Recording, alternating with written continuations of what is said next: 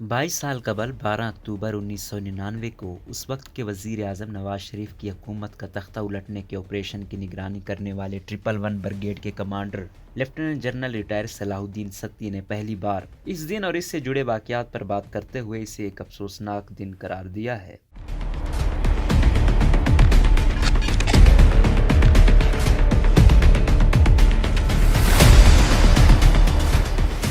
Urdu news के साथ एक खसूसी इंटरव्यू में फ़ौज के दूसरे सबसे अहम ओहदे यानी चीफ ऑफ जनरल स्टाफ के तौर पर रिटायर होने वाले लेफ्टिनेंट जनरल सलाहुद्दीन सत्ती ने बताया कि 12 अक्टूबर उनकी सालगिरह का भी दिन है और 1999 में फौजी एक्शन से पहले वो सालगिरह के मौके पर कुरान खानी में मसरूफ़ थे। जब उन्हें मालूम हुआ कि वज़ीर आज़म नवाज शरीफ ने जनरल परवेज़ मुशर्रफ को हटाकर जनरल ज़ियाउद्दीन भट्ट को आर्मी चीफ मुकर्रर कर दिया है, जिसके बाद कई घंटे में वो ऑपरेशन हुआ जिसके नतीजे में नवाज शरीफ का तख्ता उलटकर जनरल परवेज़ मुशर्रफ मुल्क के चीफ एग्जीक्यूटिव बन गए थे। अक्टूबर 2006 से अक्टूबर 2008 तक चीफ ऑफ जनरल स्टाफ के तौर पर काम करने वाले लेफ्टिनेंट जनरल सलाहुद्दीन सत्ती का कहना था कि 12 अक्टूबर को ब्रिगेडियर के तौर पर रावलपिंडी की अहम तरीन 111 ब्रिगेड के कमांडर थे। उनका कहना था कि जुलाई 1999 में जब उन्हें सियाचिन से बुलाकर 111 ब्रिगेड का कमांडर तैनात किया गया था तो उस वक्त से ही फौज और सिविल हुकूमत के दरमियान तनाव की बातें ज़बान ज़द-ए-आम थीं। जब मैं जुलाई 1999 में 111 ब्रिगेड में आया था तो उस वक्त ये आम बात थी कि हुकूमत और फौज में बहुत ज़्यादा गलतफहमी पैदा हो चुकी है। उनका कहना था कि उस वक्त जनरल ज़ियाउद्दीन भट्ट ISI के सरबराह थे और मीडिया का इस्तेमाल करके ये तासुर दिया जा रहा था कि शायद हम लोगों की जानिब से नवाज शरीफ का तख्ता उलटने की तैयारी है। जनरल सत्ती के मुताबिक तैयारी इस तरह नहीं थी जिस तरह मीडिया में तासुर था। अपनी ज़ाती तरबियत के हवाले से बहरहाल उनका कहना था कि मैं इस वाक़े से 2 साल कबल 10 कोर में चीफ ऑफ स्टाफ रहा था और उस ज़माने में वज़ीर आज़म बेनज़ीर भुट्टो की हुकूमत का तख्ता सदर फारूक लगारी के हुक्म पर उल्टा गया था और फौज भी हरकत में आई थी, तो इस वजह से बतौर चीफ ऑफ स्टाफ 111 ब्रिगेड के हवाले से पूरा इल्म था कि इस काम को कैसे पाए तकमील तक पहुंचाया जाता है। जनरल सत्ती के मुताबिक हमें इस किस्म का कोई मैंडेट दिया गया था, ना कोई ऐसी बात थी। कहीं मैंने ये भी पढ़ा था कि शायद बाकायदा कोई तारीख मुकर्रर थी फौजी इनकलाब की जिस पर हमें कुछ करना था और शायद नहीं किया, लेकिन मैं चूंकि खुद ब्रिगेडियर कमांडर था, मैं बगैर किसी झिझक के और बगैर एक लफ्ज के झूठ के ये दावा करता हूँ कि हमें कभी भी इस तरह का कोई ऑर्डर ना दिया गया और ना ही कोई ऐसी बात थी। बगावत से पहले वजीर आजम हाउस की जासूसी का तासुर। जनरल सलाहुद्दीन सत्ती के मुताबिक अखबारों में 12 अक्टूबर से पहले ही ये खबरें छपना शुरू हो गई थी कि वजीर आजम हाउस में तैनात फौजी एहलकारों के पास पुरस्कार जासूसी के आलात देखे जा रहे हैं। ताहम उनका कहना था कि ऐसा नहीं था, बल्कि असल बात यह थी कि वजीर आजम नवाज शरीफ के military secretary brigadier Javed Malik ने मुझे कुछ अरसा कबल फोन पर कहा था कि वो चंद रोज कबल वजीर आजम के साथ तुर्की के दौरे पर गए और वहाँ देखा कि वजीर आजम हाउस में तैनात फौजी गार्ड्स बहुत स्मार्ट होते हैं और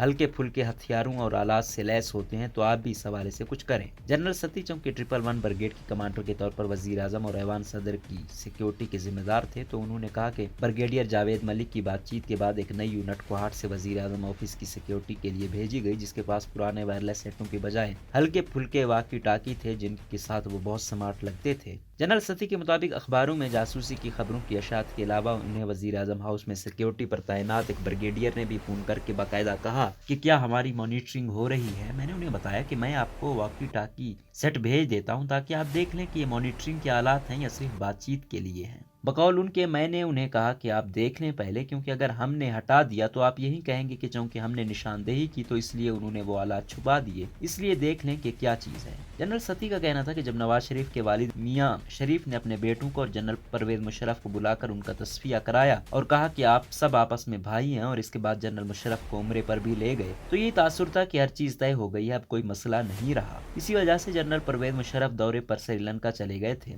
जब पीछे से ये सारी कार्रवाई हुई। जनरल सलाहुद्दीन के मुताबिक ये बड़ी ही अफसोसनाक बात थी कि चंद लोगों के साथ एक कमरे में मिलकर फौज के नए सरबराह का ऐलान किया गया। उनके मुताबिक फौज में एक बाकायदा तरीक़ाकार होता है, जाने वाले को भी मौका दिया जाता है कि वो अलविदाई तौर पर अपने लोगों से बात कर सके, उसी तरह नए आने वालों को भी मुनासिब डेकोरम के तहत एजाज सौंपा जाता है और सबके सामने। उस दिन क्या हुआ था? उनका कहना है कि 12 अक्टूबर 1999 को अपनी सालगिरह पर उन्होंने घर में असर के बाद खत्म कुरान रखा था। अभी मैंने आधा सिपारा पढ़ा होगा कि बच्चे ने आकर बताया कि जनरल परवेज मुशर्रफ को हटाकर ज़ियाउद्दीन भट्ट को आर्मी चीफ बना दिया गया है। यूं सुनकर मैंने फौरन core commander Rawalpindi lieutenant general Mahmood Ahmed को फोन किया, मगर वो गोल्फ खेलने गए हुए थे। मैंने उनकी अहलिया से कहा कि फौरन उन तक पैगाम पहुंचाएं कि ऐसा हुआ है तो हमारा रद्द-ए-अमल क्या होगा। इसके 5 से 10 मिनट बाद जनरल महमूद की कॉल आ गई और उन्होंने कहा कि आर्मी के जवान PT PTV بھیج دیں تاکہ آرمی چیف کی تبدیلی کی خبر رکوا دی جائے۔ انہوں نے مزید بتایا کہ کچھ جوانوں اور افسر نے PTV جا کر نشریات رکوا دیں، جس کے بعد وزیر اعظم کی ملٹری سیکرٹری بریگیڈیئر جاوید ملک وہاں ہتھیار لے کر پہنچے اور وہاں کے افسر کو پستول دکھا کر کہا کہ آپ ایسا نہیں کر سکتے۔ بریگیڈیئر صلاح الدین ستی نے کہا کہ 12 اکتوبر کو وہ خود بطور کمانڈر وزیر اعظم ہاؤس تو کیا اسلام آباد بھی نہیں گئے بلکہ موبائل پر آپریشن کنٹرول کیا اور وہیں سے ساری ہدایات دیتے اور اطلاعات لیتے رہے۔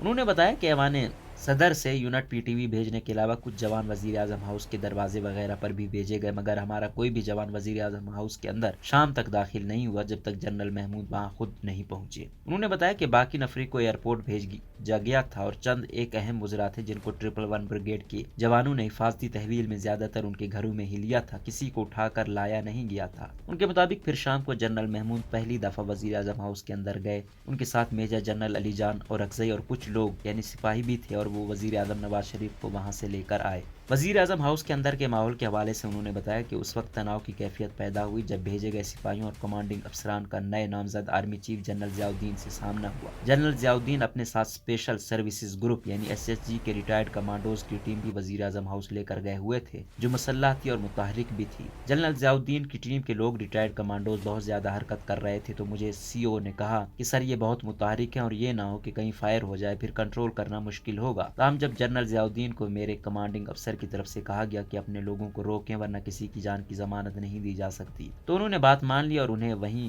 پر نظر بند کر دیا گیا۔ بعد میں طبیعت خراب ہونے پر CMH بھی لے جایا گیا۔ جنرل صلاح الدین کا کہنا تھا کہ اگر ہماری پہلے سے تیاری ہوتی تو جنرل ضیاء الدین وزیر اعظم ہاؤس کے اندر کیسے جاتے۔ تاہم ہماری فوج ایک پروفیشنل آرمی ہے، الحمدللہ اس سارے عمل میں ایک گولی بھی نہیں چلی۔ انہوں نے ایک بار پھر دہرایا کہ وہ ایک بہت ہی بدقسمت واقعہ تھا، میں یہی لفظ استعمال کر سکتا ہوں۔ ان کا کہنا تھا کہ مجھے تو نواز شریف ایک دھیمے مزاج کے بہت ہی میچور وزیر اعظم لگے تھے۔ ایک بریگیڈیئر کے لیے وزیر اعظم بہت بڑا عہدہ ہوتا ہے، فوج میں تو آرمی چیف بھی وزارت دفاع کے ماتحت ہوتا ہے، میں ان کی دل سے عزت کرتا تھا۔ اس سوال پر کہ کیا بعد میں وزیر اعظم نواز شریف نے ان کے خلاف کوئی کارروائی کی تو ان کا کہنا تھا کہ ایسا کبھی نہیں ہوا۔ جنرل پرویز مشرف سے قربت۔ جنرل صلاح الدین ستی کے بارے میں مشہور ہے کہ وہ جنرل پرویز مشرف کے بہت منظور نظر آفیسر تھے۔ اس حوالے سے انہوں نے کہا کہ ایسی کوئی بات نہیں تھی، چونکہ جنرل مشرف ان کے سینئر تھے تو وہ ان کی باقی سینئرز کی طرح بہت عزت کرتے تھے، ان کے ساتھ بطور نائب یعنی چیف آف جنرل اسٹاف کام کیا اور انہیں بہت پروفیشنل اور بہادر آفیسر پایا۔ جنرل ستی نے بتایا کہ انہوں نے پاکستان سے جتنی محبت جنرل مشرف میں دیکھی اتنی بہت کم لوگوں میں دیکھی۔ ان کا کہنا تھا کہ پرویز مشرف کسی سے ڈرتے نہیں تھے اور سب سے پہلے پاکستان کا صرف نعرہ ہی نہیں لگاتے تھے، اس پر دل سے یقین رکھتے تھے۔